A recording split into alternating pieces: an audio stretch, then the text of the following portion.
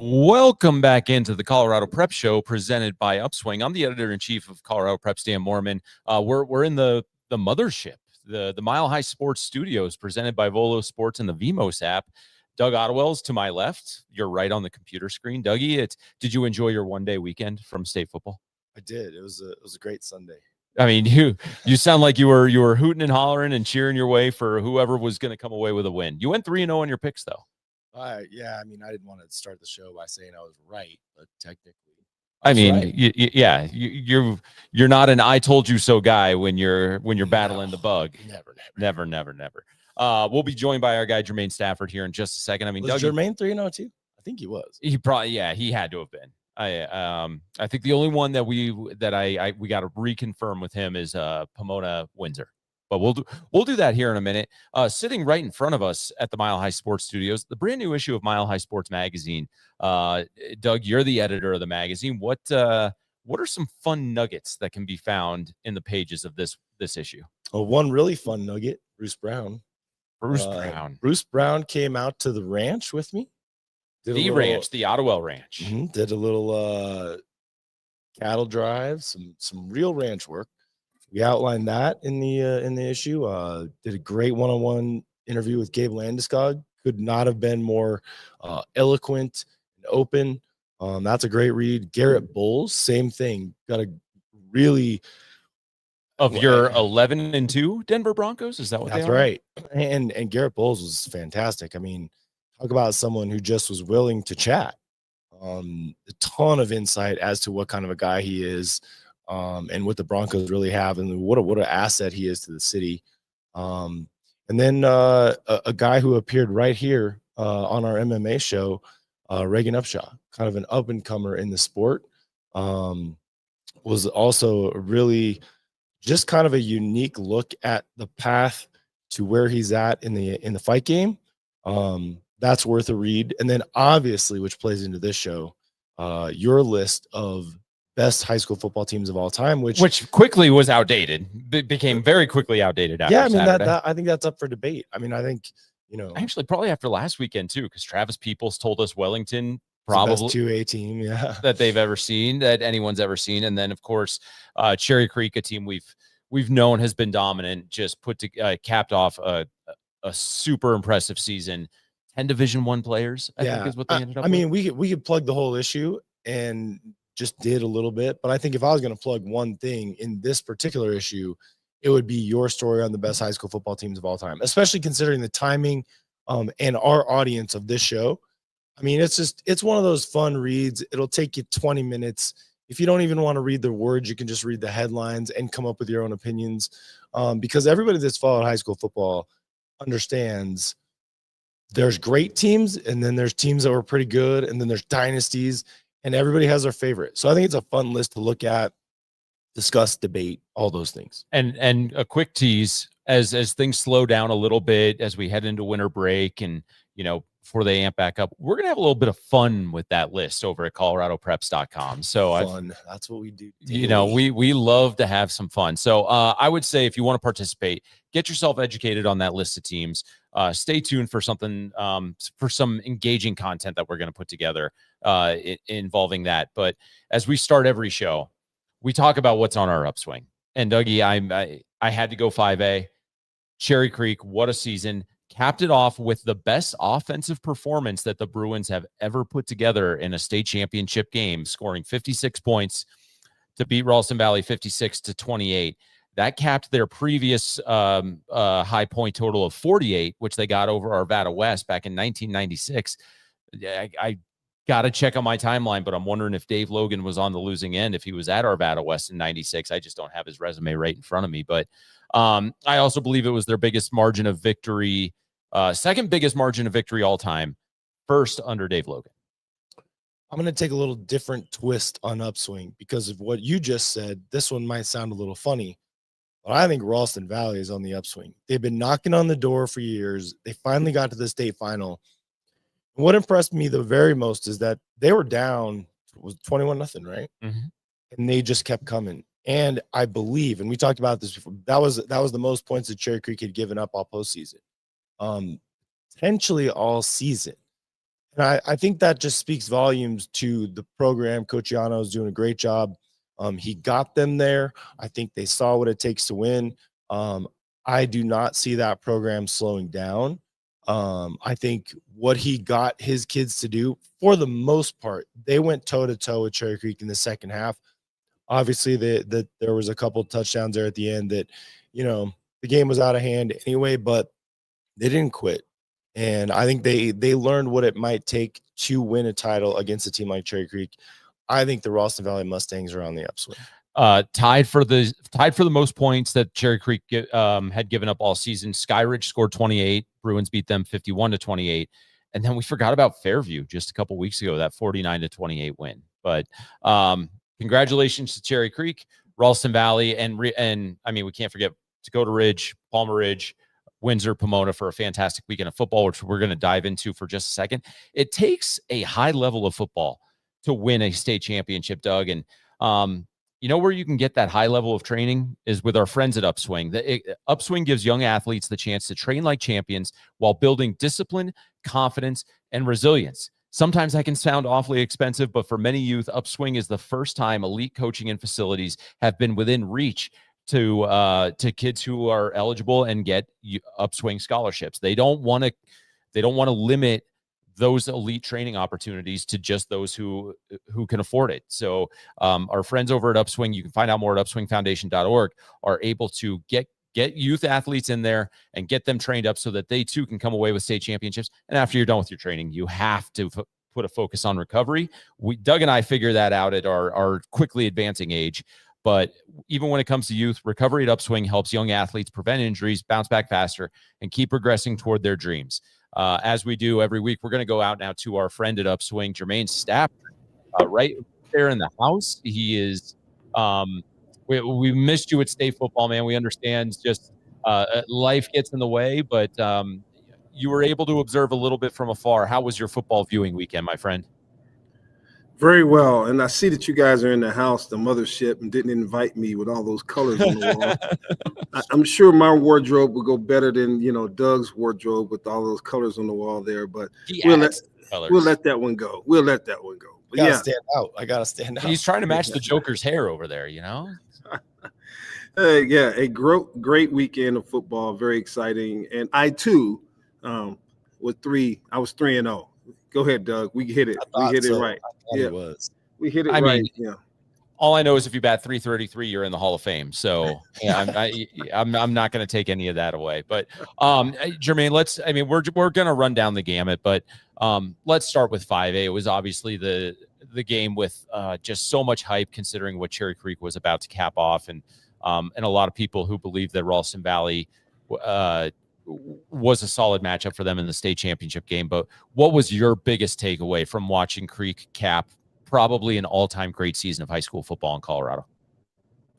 I honestly, heard the beginning of the show, you talk about the 10 Division I athletes, and that's easy to jump on. But what I'm very impressed with, and always impressed with when you talk about Creek football, is just the next man up, right? The next man up. If you watch that game, then those players who were in the game late when that Ralston Valley, correct, Doug, that Ralston Valley team kept swinging, right? So you have that next man up. So the takeaway for me is watching that. Look at the depth and look how those guys were prepared.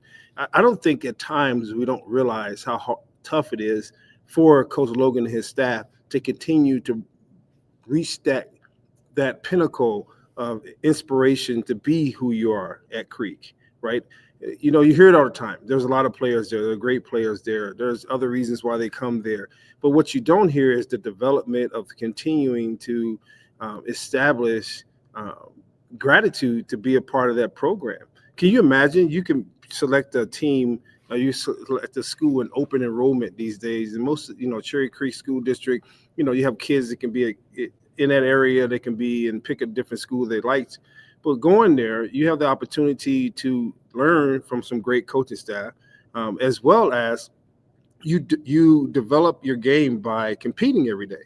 Those guys are competing every day there at Creek, and the coaches are doing that as well to continue to have that kind of that narrative to keep them interested to stay there and keep that team happy. You know, I am, and I've said it, and I say it a lot because I love to say it. I am, you know, proud to be coached by Nick Saban. And it was one thing about Coach Saban that was special during his journey. Excuse me, not just his journey with us, you know, at Michigan State in '94, but taking an Alabama team and those teams that he had, and each year keeping them engaged. And this is pre portal days and NIL days, right? And guys wouldn't jump and ship, but just keeping them interested and want to be there and fall in love with that process. So hats off to, you know, Coach Logan, Walker, Coach Betty, you know, Coach Mack, Coach Spencer, all those coaches there that do a great job with keeping those young people engaged with, you know, the excellence, because every day they step up, you know, someone is coming after them. You know, they're being chased every day, right? That X is on their back every day. So my biggest takeaway was just the excellence that they show. Mm-hmm. And, you know, and I watched some post-game, you know, interviews with Coach Logan. And Coach Logan's he's just graceful, right? With this, you know, people don't like him many times. I mean, I was at this quarterfinal game with Valor and Legend, and, you know, when you were driving up to that stadium, it was placards that said, "Chassa loves Logan," right? Those things were everywhere. It was about 100 of them, right as you rode up to that stadium. He wasn't even playing either one of those teams in that game, and it was in red and blue, right, as the Cherry Creek colors. And so someone went out and took that money and used those funds to try to make a point of Chassa loving Logan. For what reason other than him winning? Because you guys witnessed, Logan didn't take a snap.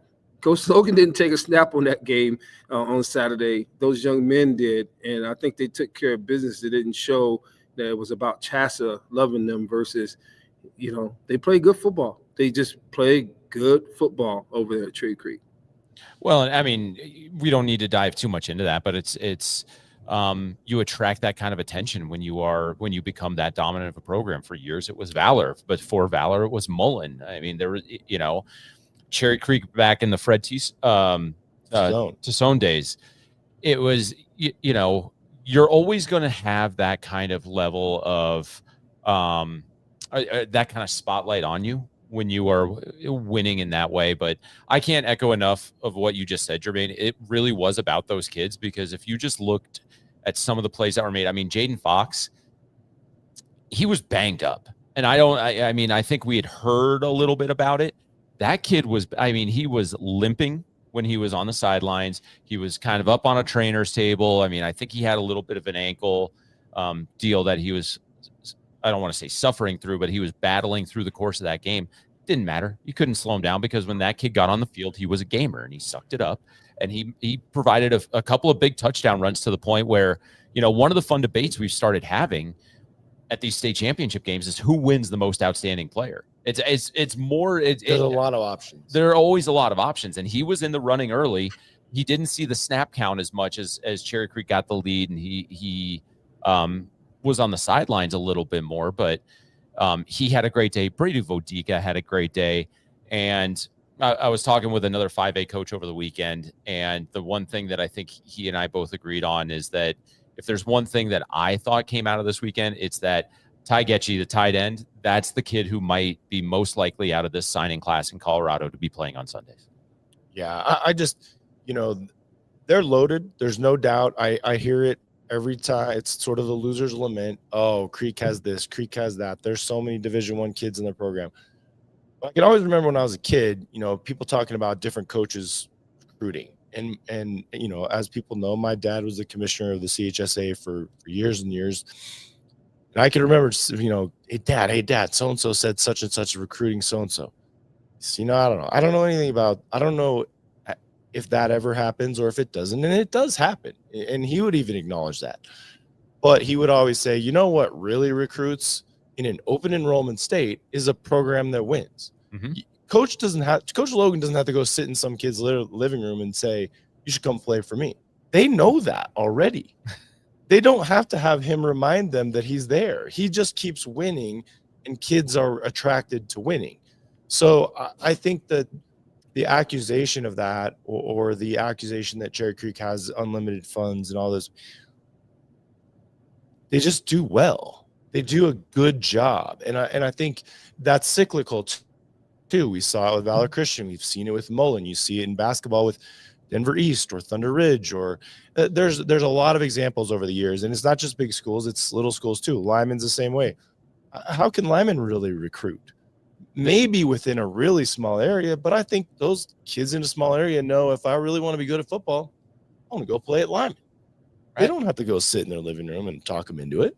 No. And to go one step further on that is, even like just coming into the program doesn't automatically assure you playing time or touchdowns or rushing yards or receiving yards. The work still has to go in. And the one thing that, I mean, we can say about Dave until we're blue in the face is that he holds his players to a very high standard. Absolutely. On and off the field. I mean, I've seen him pull a star player out for getting a 15-yard unsportsmanlike penalty when they were up 28 points. Like he does not like, that kind of nonsense. Although I did say there was a spike in the Dakota Ridge, Palmer Ridge game where Dakota Ridge got a 15-yard penalty, and Logan was in the back, kind of sitting by where our setup was, and he's like, "Yeah, it was a good enough catch. That's all right." Heck of a catch. But and I like to piggyback on that because, I have a lot of history with Coach Logan going back to the days of those great teams that he had, back with the Milo Hall, Joe Parker, those teams that they had. And, I trained a lot of those kids on that team. And one thing that always came back to me, because I was extension of his program, obviously training those young men in the summertime and them traveling. And this is days before 7-on-7 really hit. And we were doing training, and we had opportunity to train these young men on and off the field. One thing that always set for me was their respect for his discipline. There's a difference when there's a disciplinary adult in young people's lives and there's lack of respect versus when they have respect. Coach Logan receives that respect from years on and years past, regardless of what goes on. Now, is that recruited or is that earned, right? And you said it best, Dan. When those young people come to Cherry Creek, they understand they're making a selection to come be in a program that it will test them. And there's a lot wrong with the world today, and I mean this in the best way. There's a lot wrong in the world today when things aren't earned in the way that they're given, right? When it comes to youth, when you can give them an opportunity to earn something, participate in something, watch how fast they run to want to be a part of eating that meal if they actually participated in it and helped with a little bit. So the fact that when you go to Creek, you don't just go to Creek to play football. Those are student athletes there. Those young men and women that on that campus, they earn that respect to be able to move on, right? And there comes a lot of pressure with that. The pressure is earned. I think we heard the young lady Looney when she was speaking about that it's a privilege to have that pressure, right? Being who she was. So earlier this year when we were speaking to her as a guest, it's the same thing with Coach Logan's program. Every year they understand day to day there's going to have to be an opportunity, for them to earn their spot there, not just because they may have been recruited. And I love how your father spoke of that. It's easy to recruit when you're winning, right? It's easy to complain when you're not on the winning side. And I think a lot of times it's just unfortunate that he gets put on the complaint side and people look for reasons to down the performances and the great play of these young men. I truly do.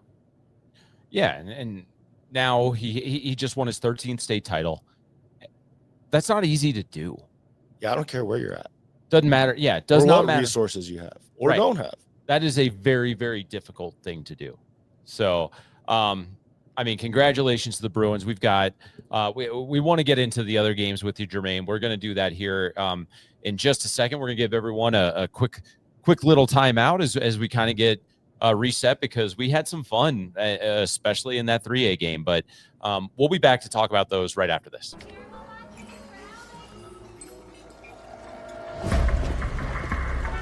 A little more slack. Come in.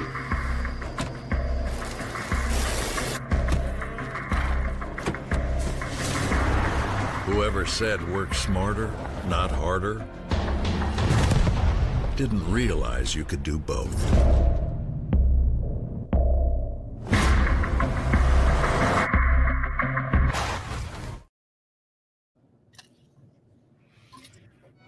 When I go to court, these aren't my clients, these are my friends. These are people that I believe in. And they have one shot, just one shot for justice. If they've come to me and we've gotten to trial, their life has been turned upside down in some awful way.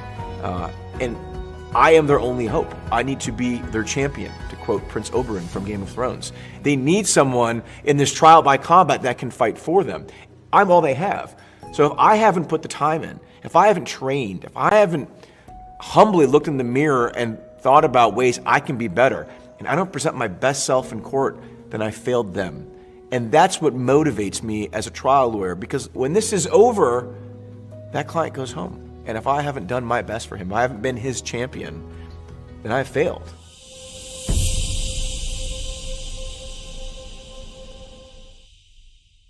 The Benefits Broker team of agents has over 100 years in employee benefits and individual health care needs and is your 24/7 resource for a variety of essential benefits-related information. Clients have enjoyed the ability to connect in person or by phone, while others enjoy the convenience of their online service where they can review the status of their claims, obtain summaries, and download forms including claim forms.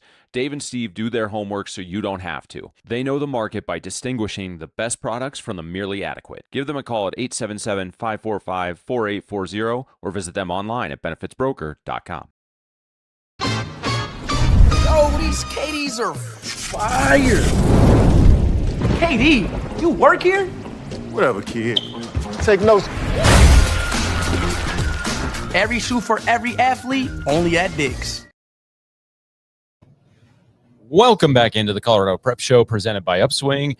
Dan Mormon, Doug Ottewell here in the Mile High Sports Studios presented by Volo Sports and the VMOS app, and our guy Jermaine Stafford sitting down there at Upswing turning the young athletes into state championship athletes. And we just recapped the 5A game, and I want to dive right into that 4A game because, Jermaine, if you remember back in July, we were down in your facility. We're taking pictures of kids who we thought were going to have fantastic years, and if anything, we may have undersold how much Landon Callsbeck was how much damage that kid was gonna do just in terms of running the football, hitting kids, and winning games. Just a menace out there. So, Jermaine, we're going right back out to you, man. Watching from afar, what did you like about that 4A game, and especially that performance that Dakota Ridge had early that got them their first state championship? Well, it's just that young man walked into this facility and has walks. His family walks in here because his sister trains here as well, right? I've been on the Palms team, but when he walked in the facility that day, you could see it inside of his eyes, that intensity, right? We weren't even competing that day, but he was walking, right? He was walking amongst other athletes that possibly he may play against. You know what I mean? If you realize he was thinking like, who here I may come up against, and I want to represent myself well, and I want to have this aura around me. And that's exactly what I seen, Saturday was him coming out, setting a tone, right? And you could see it in timeouts and cutbacks and coming back in and watching the game, and him talking to his teammates. And it was like, all right, I'm gonna play for him too, right? I mean, he has that seriousness about him, but I mean, it's just aggressive. And I think, Doug, you put it right. I mean, a menace. It's almost like he should have been in trouble for what he was doing out there on that field legally, right? I mean, he was legally taking care of business on that field. Like, no one should be allowed to handle other people like that. But state championship game, very impressed. What I truly was more impressed with that second half was just them holding their own, right? It can get like that in the championship. And we had that for a couple of years when I coached at Valor, where, Cherry Creek was up 21-0, right? Or 14-0. In both of those games, it ended being 21-0, right? And being that they held, our pushback, that COVID year, we had Gavin Sawchuk rush for 170 yards in that game. And most of it was the second half, and Cherry Creek held their own. That's what I've seen in this team. The second half, they did the same thing. They held their own, they swung when they needed to, and, ultimately came out with the victory. But, yeah, he is something to deal with, and I hear he's even better in the other sports that he takes part of as well. Yeah, he's a heck of a face-off man in lacrosse, according to our guy Dennis Ploys at Jeffco Athletics. The thing with him, so he got rolled up on and he was battling, I think Kellen Berenson said it was an ankle injury that he's been battling a little bit through the year. So they limited him on the offensive side of the ball. Great news for the Palmer Ridge defenders because you don't have to tackle the brick wall. The bad news is they left him in on defense, so you were getting tackled by the brick wall. And then Kellen Berenson just went out, and he probably of all the quarterbacks yesterday or on Saturday, and that includes Brady Vodica from Cherry Creek, I think Kellen had the best day by far. He just played such a composed game. And I think, you're right. The storyline of that game, Landon goes out with an injury, maybe late second quarter? Mid to late, yeah. Yeah, and kind of took himself out of the game for a little while. So they really did have to lean on Berenson and his passing game. And he was just smooth. I mean, he played very composed, found the right guys, made the right reads, and he hit the throws. I mean, there was a lot of times where he had to make a tough throw in a tight window or not miss a guy that had a step, and he just did it every time. But, going back to the Carlsbad story, one of the things I found that was the most interesting is obviously you saw how dominant the kid was early in the game, getting the ball in his hands and what he could do with it.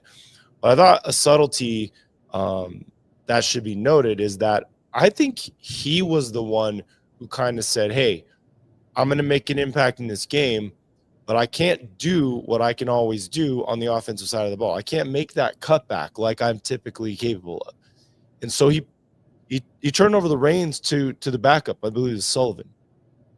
And that kid played great. Carlsbad said, hey, you know what, though? I can still contribute on defense. I know the defense. I know where to be. I don't have to be as explosive. I can still make plays, and that's what he did. And then at the very end of the game, and I'm not going to say the game was in question, but it was one of those kind of must-have first downs. And if they got it, the game was over. Who goes in to get it? Carlsbad. And I just thought that the whole sequence, the maturity of both player and coach in kind of trying to deal with an injury situation showed that, not only is the kid a tremendous athlete, but he's a tremendous leader and teammate. Yeah. He didn't have to do that. No, he didn't. And him being able to – it also showed the faith that he had on the offensive side of the ball. I mean, we talked a little bit about Kellen Berenson.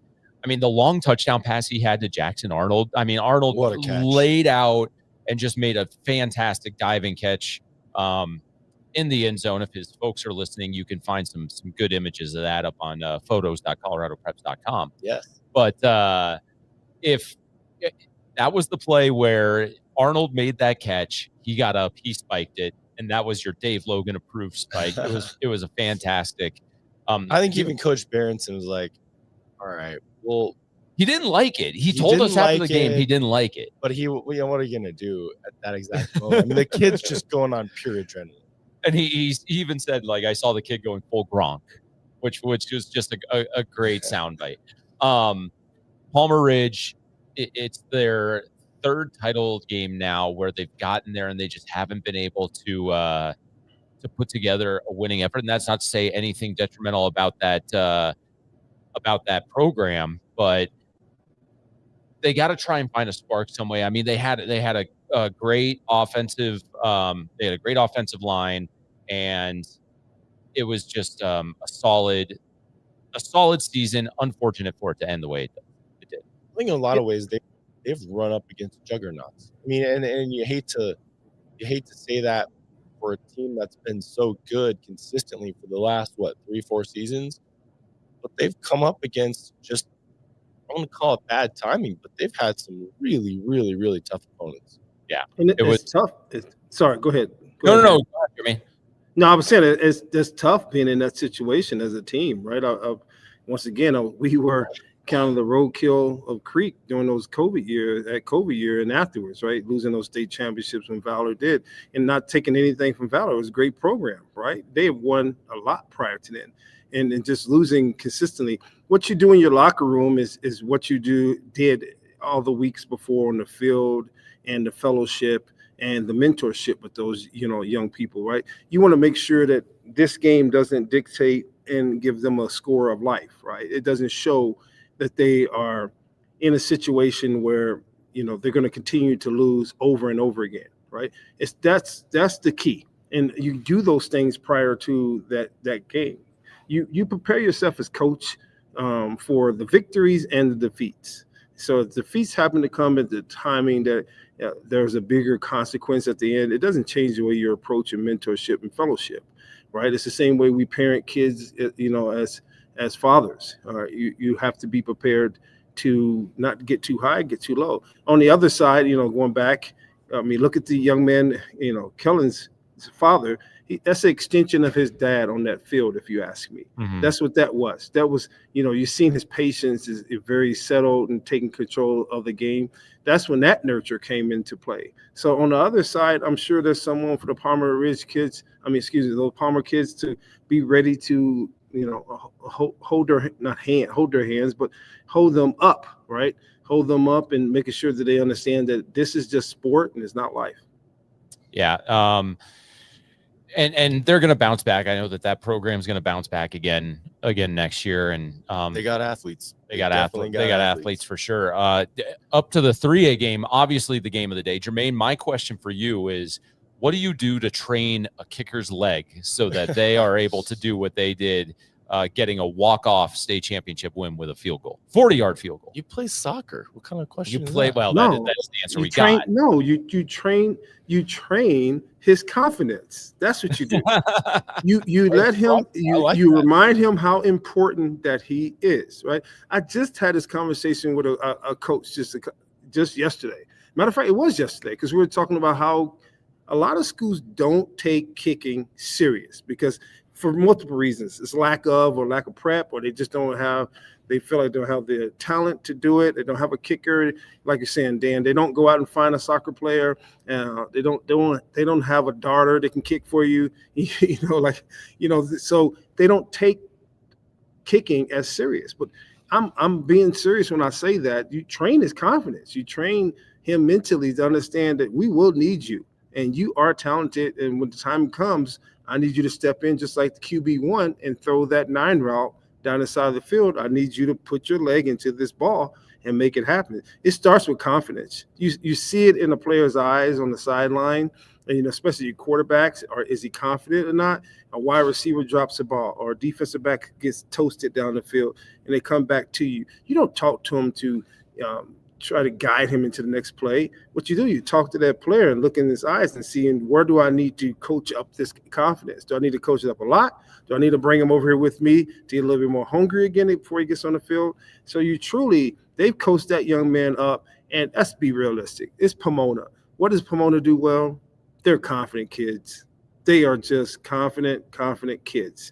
And, obviously you can see the beards that they walk around with. You got to be very confident to be 16-year-old with a beard like grown men. I mean, that team walks with confidence. It always has in that environment, regardless of what A they were, 3A or 5A.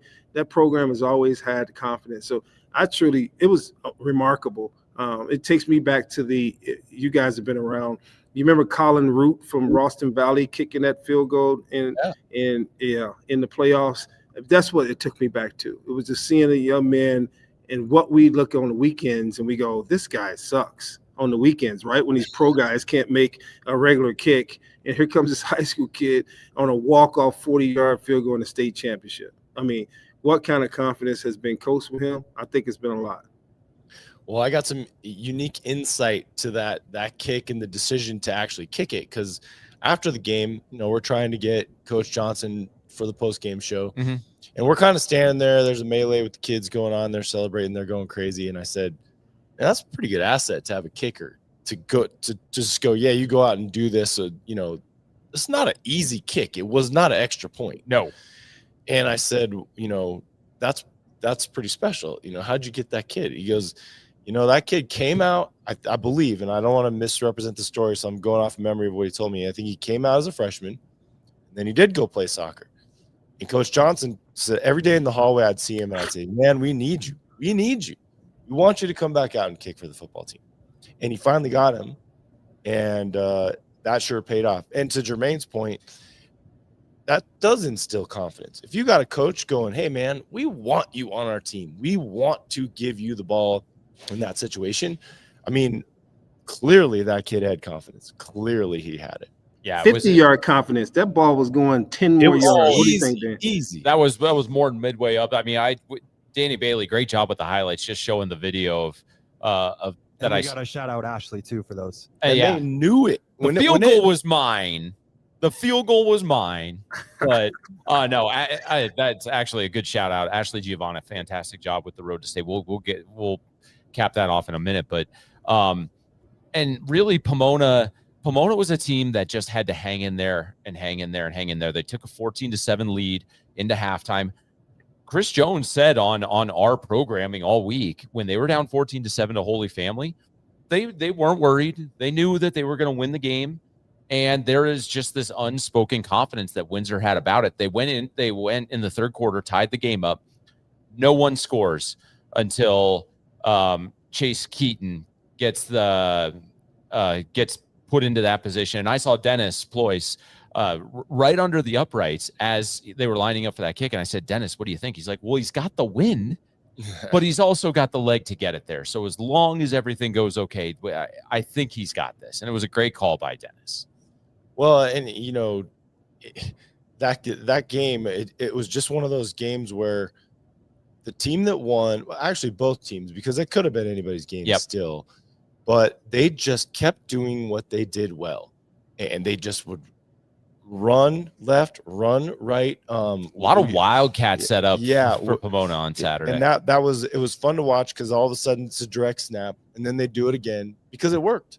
And so you got to give Coach Johnson a lot of credit for just sticking with what he believed in and having confidence in his kids to just go out and make plays. And they did it all game long, enough so to put themselves in a position to win it with a field goal. And Luis Santana with that, he was tremendous. That trickery touchdown pass. What a play. You got to know that kid is confident enough to make that throw as a running back too. Yeah, same thing with that kicker. So yeah, it's amazing, guys, when you start seeing at the state championship level, when coaches get there and they change up everything they've done before versus what you've seen with Coach Johnson. I'm going to put the ball in my best player's hands at the times it needs to be. I'm going to call the best plays. I'm not going to play soft. I'm not going to change who we are, our personalities. I'm not going to do things totally different, jumping into another side of this game, which shows that. If you look at like Indiana, Ohio State, I mean, those Indiana's coach said, I'm going to win this game by doing what the best players on my field would do. On the other side, you look at Ohio State, they pulled away a little bit, right? Obviously, they could be, one of the top picks in the draft, and it wasn't the same all year. Did you see that Coach Johnson? He said, we're going to go Wildcat, and we're going to make someone stop it. And it doesn't have to be under the center and hand off versus come get us. We're going to play football to win this game, not play football for next week or next year and say we did it this way, we had a great strategy, versus line them up, hand the ball off, and go, because those were two personalities, two different teams with two different personalities. Windsor being big, all right? Well, I could tell. It's like just very, very big. Pomona being a smaller team, right? It's a smaller team. Go look at how that works, right, in the past. It was always like that with Pomona teams when they went up against Eagle Crest in those, I don't know, it was 3 or 4 overtimes, in that state championship game. I mean, when they went back and forth, I mean, that was the difference, and I truly believe the personality of the smaller team is what, helped them prevail, along with that foot. The foot definitely helps. So, Jermaine, we're going to get you out of here in a second, but real quick for you, one player that stood out above all else in any of those 3 games for you over the weekend. It would be Brady. He would kill me if I said that live. I joke with him all the time. Yeah, it would be Brady. I'm just so thrilled about this young man. We have history. I trained him for many years, on his way to become the quarterback that he is. And, I never coached him for quarterbacking. What I was training was footwork and speed. And his commitment to off the field is just amazing. But what is even more amazing is his consistent manner in which he goes about his business. I mean, his is starting fourth state championship game. Mm-hmm. And to be able to walk into that game and still hold your emotions and not feel like, I've been here 4 times. I'm going to do it this way. And if you remember his freshman year, it wasn't great, right? In regards to they threw him in that fire. Here's his freshman. He threw a couple interceptions early, and he's worked his way through a program and scrutiny of, think about it. How many quarterbacks at Cherry Creek has started 4 years at quarterback in the state championship? Very few. Well, yeah, Right. I mean, I think Alex Padilla maybe started 4 years, but I don't think he went to 4 state title games. No, and I don't think he started I think he came in at the end because I had AP as well. He was part of our Weapon X 707 team, and he played very young, but starting and winning and running through the scrutiny of like the program and everything we talked about before about the recruiting and different ones and people coming and going. There was years of the quarterback position at Cherry Creek was always been out of state guys coming in to play because you get recruited. But so for him to hold his own, I was very impressed with that. And knowing that, on the other end, he didn't have his big bodyguard beside him. Everyone knows, Jackson Roper didn't get to, make that field 55. I had a surprise for you guys, and I'll show you later. But, I was going to wear, Jackson Roper's jersey to the game.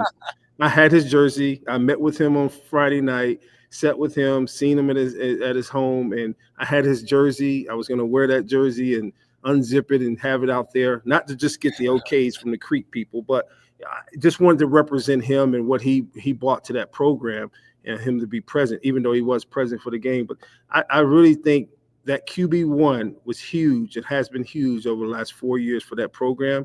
Held it steady in a sense of what they have become and what an offensive performance that night. And it was a great way to cap off his career. So that's who my choice would be. That's awesome, Jermaine. I mean, the good news is if you had been on set with us on Saturday, you were right below the Cherry Creek fans, so you wouldn't have gotten hassled by the Ralston Valley folk for having Jackson's jersey on. And it definitely would have counted for school gear, as we're trying to make an effort of doing that a little bit more on the show. So exactly. That was my reasoning. The school gear. Yep. Jermaine, a good update that you probably already know, but Jackson and his dad were right there behind the set after the game. And I'm talking to him and saying, hey, how's it look? How's it feel? What's the recovery status? And his dad said, hey, you should be up to full workouts sometime around April, which for our listeners or our viewers of this program, that's fantastic news. He said, it could be worse. You could tear something. You could have surgery for ligaments or this or that. He said, it's broken bone. It's going to heal. I'll be fine. So that was awesome news to hear. Yeah, that was great. Yeah. Jermaine, before we get you out of here, what's got you excited about Upswing for holiday season? Well, obviously, how if you are a parent and you are someone that has to buy a lot of Christmas gifts, this is the holiday season right now, right? You're racing to every sporting goods store and every mall trying to catch a deal. So we're excited. Starting tomorrow is Colorado Gives Day. I've spoke a little bit about it. That is a statewide day and event for nonprofits. It's a day where nonprofits have the opportunity for those who are like to support their cause and different missions that the foundation of Colorado Gives Foundation will match and help out support to help us reach those goals of what we have as our missions for all nonprofits. So that's the start tomorrow. You can find that on our website at upswingfoundation.org. Or you can also go to coloradogives.com and see it there as well. We have a page there. So that's starting us out. And then we just moving, like we do. When school's out and kids go on a break, we're going to be open live here. And what I mean by live, early sessions, starting early 9 a.m. to 9 p.m. sessions for families. Christmas break doesn't mean that athletes don't want to keep grinding. So it's going to get really live here. Dan and Doug, you guys can come down and get in those recovery boots. Doug, you sound like you need to get in a sauna that we have here. Yeah, something on my throat. Yeah, you need that infrared sauna that we have in here. So come on down and join us. So we're excited, and we're definitely excited about 2026 and continue to do what we do. And as always, we want to thank individuals like yourself, as well as Colorado Preps and Maha Sports for helping us to continue this mission to be the alternate to what kids need in their lives. And what they need in their lives is great trust in adults like us to keep pushing their mission and getting their voices out there and people support them in a positive way. Well, we'll be rolling on with this. So, Jermaine, we hope to have you on. How much basketball do you like to talk? I guess that's the big question. I'm a New Yorker. Come on. I don't have a jump shot, but I get to the rim. Come on. Right. I get to the right. Come on. Hey, Rudy remembers me. Go find Rudy and find all that. We train a lot of basketball players here and teams. So, If I don't see you on the basketball court, Dan and Doug, I should be on your show, or I'm gonna have to come find you guys. You're on. Perfect. Jermaine, we love you. We'll hopefully see you soon, and have yourself a great rest of your week, my friend. You guys as well. Have a good weekend. Doug, get better. I will. You too. See ya. All right. Talk to you guys later. We are going to transition into a little bit of hoop talk. We haven't prepared too much, but it is basketball season. It's winter sports. So don't go anywhere. We're going to wrap up the show, dive into a little bit of hoops right after this. This is Tim Anderson of Gordon Insurance, and we are proud to support all of our area athletes. With offices in Lyman, Callahan, Flagler, Sterling, and Kit Carson, we offer all types of insurance, including home, auto, commercial, farm, crop, life, bonds, and workman's compensation. We are independent and thus can offer you multiple choices of companies, not just one. Call or visit the office near you, and one of our agents can take care of you. See all of our contact information by going to www.gordonins.com or call me at 719-740-1361. There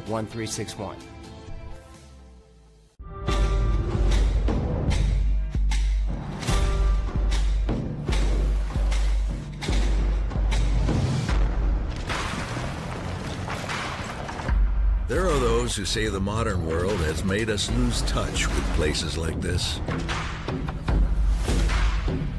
We say that depends on what you're driving.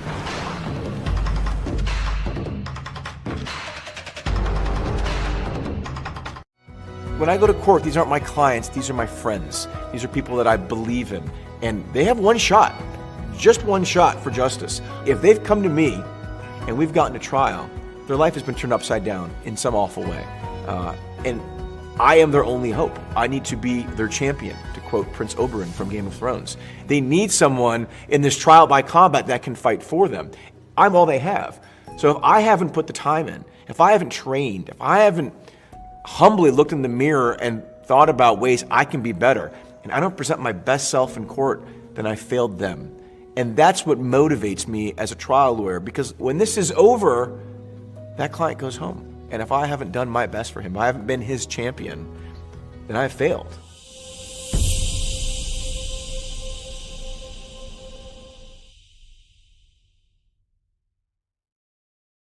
Welcome back into the Colorado Prep Show presented by Upswing. Dan Mormon, Doug Ottewell, trying to wrap up this state football debrief, I think is what we've pretty much gone with today. But for the last several weeks, it's been, I mean, winter sports are underway. And I've tried various times the last couple of weeks to get some basketball people on the show. And we're eventually going to have to talk with Tim Yount from get to. Yeah, well, get to. I mean, I say we have to, not in terms of like, oh no, we have to, but like we got to know what's going on with wrestling early there for sure. And I mean, funny story about Tim. You and I were at State Golf in Eagle, and we bump into Tim in the clubhouse at Eagle Ranch. And this is a guy who says, love the show. And when we told him we had to have him on to talk wrestling, couldn't have been more ecstatic. That'll be coming up in a few weeks. But really, Doug, I mean, as we get our feet wet into the winter sports season, is there anything that you've seen or even just is there anything that you're coming into this basketball season with in terms of what you're interested in checking out? Because I think there's going to be so much to deal with when it comes to hoops. Yeah, I mean, I think on the boys' side, I'm very anxious to see what Northfield's going to be all about this year. Ooh. I think, I mean, I have to admit I have a little bit of a bias. I have a nephew in the program. He's a sophomore there. But just watching what that program's done over the last 2 to 3 seasons, they feel like that team and that school that it has been on the ascent, and they're going to stay there. They got a great program. They got great kids, great senior class this year. I think that's going to be a program really worth dealing with. And you know, on that front, I mean, it's a DPS program, and for a while, I feel like the DPS has been, I want to say down, because what East won, what was it, 2 seasons ago? But you know, there hasn't been a standout team. I think Northfield could be that team on the boys' side, and then on the girls' side, I think, you know, watching what happens at Riverdale Ridge this year with Brianna Crittenden. Did I get the name right? Yeah, I think so. Yeah. My joke is always going to be, we only need to know how to spell it, but I guess not anymore. But she is, you know, obviously a tremendous basketball player, headed to It's I think TCU. No. I'm sorry, Texas. She's going to Texas.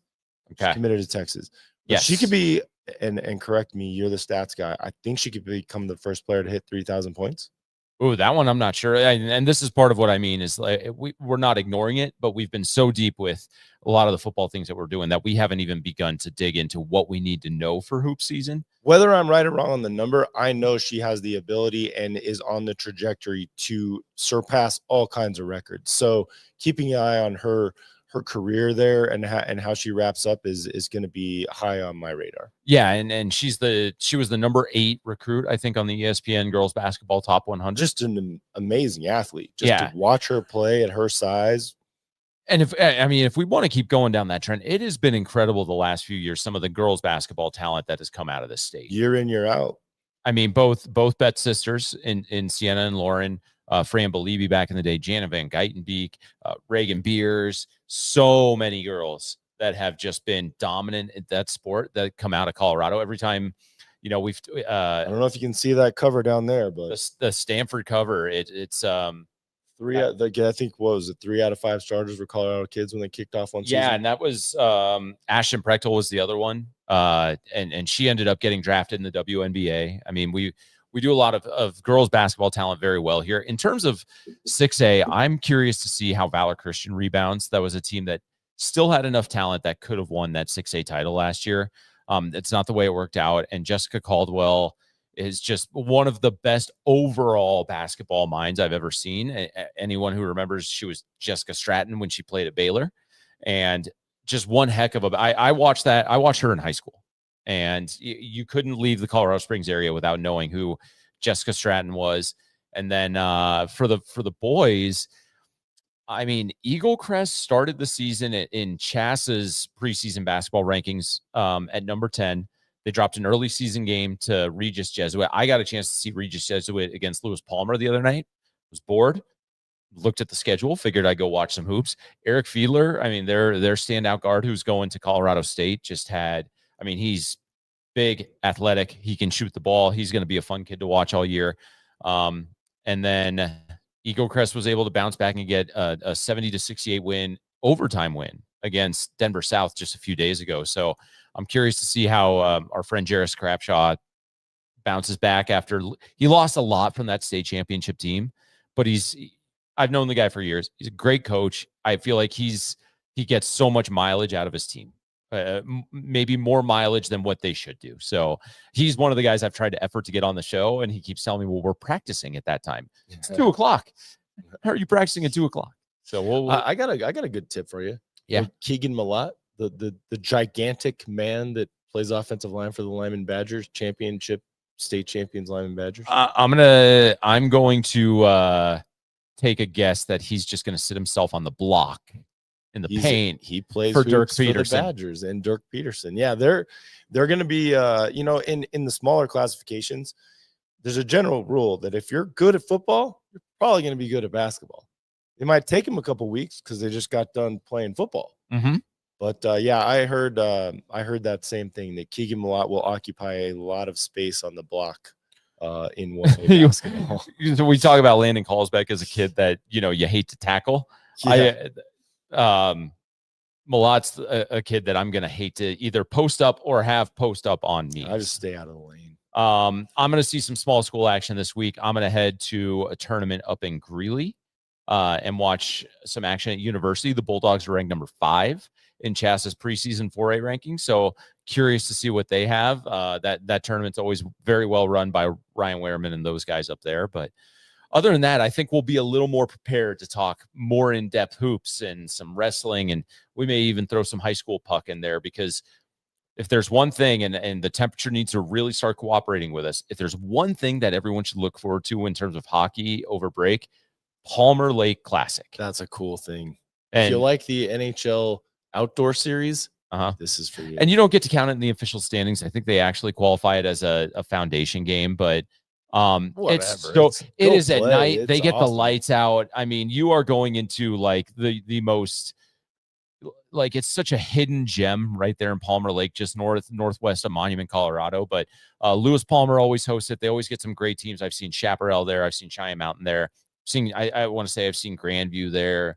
So that's going to be a fun one over winter break. But it's been a football heavy year for us, and that's a wrap though. Yeah, that's a wrap, and we're excited to get going on winter sports. We'll have a few weeks of talking some good basketball stuff.